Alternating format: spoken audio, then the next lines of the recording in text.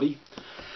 Latest news I've heard from the National Secular Society is that thankfully a ban that exists in Poland on religious slaughter of animals is being kept in place. There was a campaign to remove this ban based on sort of the idea that it was discriminating against the religious. Now, if you don't know, Halal and Kosher slaughter both involve animals being bled to death. They aren't allowed to be stunned, so it's an incredibly cruel way to kill an animal. It can die very painfully in the process of it. And the argument, I know at least one rabbi has argued that this is forcing Jews and Muslims, forcing them to either buy expensive kosher and halal meat from abroad, or it's forcing them into vegetarianism. Now, no, you're not having vegetarianism forced upon you, because you do follow religion by choice.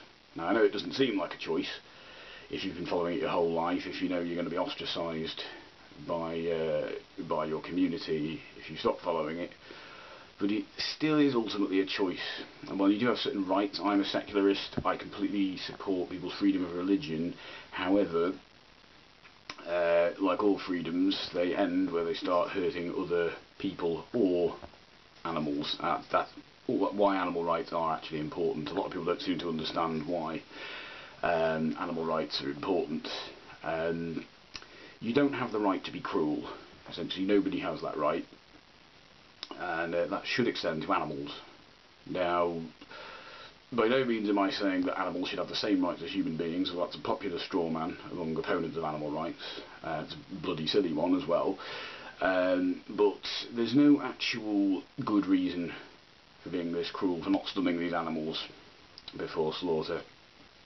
And as such, there's nothing special about religion. Religion isn't entitled to some, or shouldn't be, certainly shouldn't be entitled to some special special exception.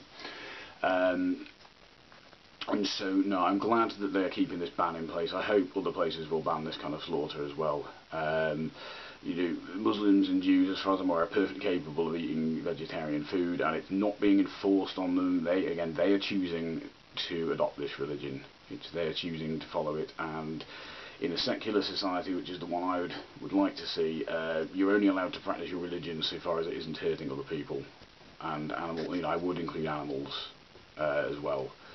But that is why animal rights are important. Some people don't seem to understand what the point is. If animals don't have some rights, people can do whatever they want to them, and that's just not okay. If you're a pet owner or anything, or even if, like me, you don't own pets, it's just not okay to treat animals cruelly. And please don't give me this gobbledygook about animals not being able to suffer. Change the record, guys. If you've ever seen an animal being bled to death, not nice. Not nice at all. Yes, that's what I was hoping to say there. Was I going to say anything else?